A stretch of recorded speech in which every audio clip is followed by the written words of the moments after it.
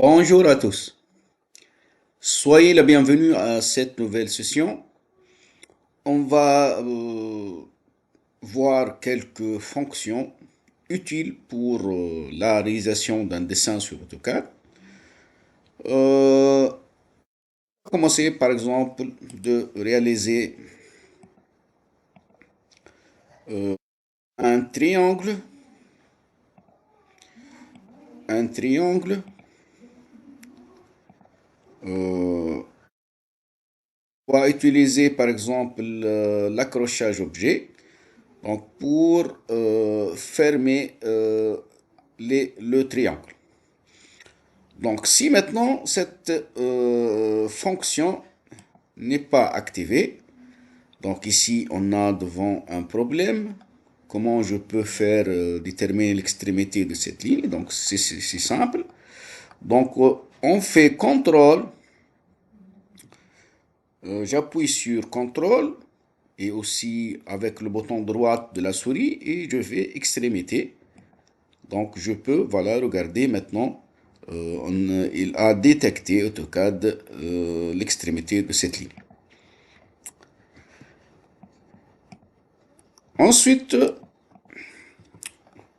concernant maintenant la saisie dynamique, donc pour faire la cotation, par exemple pour faire une ligne inclinée à une cote de 200 mm avec et un angle de 45 mm par rapport à l'horizontale, regardez, donc ici qu'on appelle la saisie dynamique. Donc on écrit par exemple 200 mm comme cote et l'angle, je fais tabulation pour passer à l'angle et j'écris 45 mm. Donc ici notre ligne est à une cote 200 mm et 45 degrés par rapport à l'horizontale. Donc ce sont des choses utiles pour exécuter un dessin. On va passer maintenant, par exemple, à s'amuser un peu avec les cercles. Donc, on va faire un rectangle rapidement. Je dessine un cercle par son centre et rayon. Donc, bien sûr, je fais accrochage objet.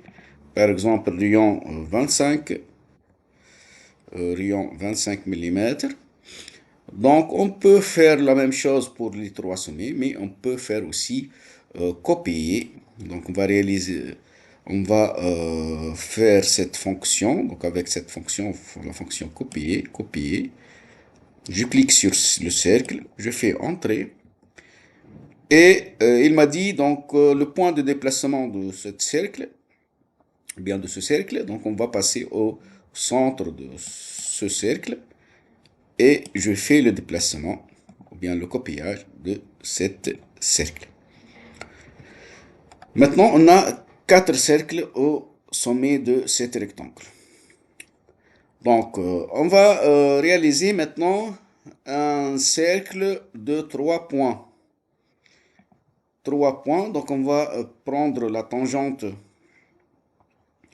un cercle. Donc, il m'a dit ici, spécifier un premier point.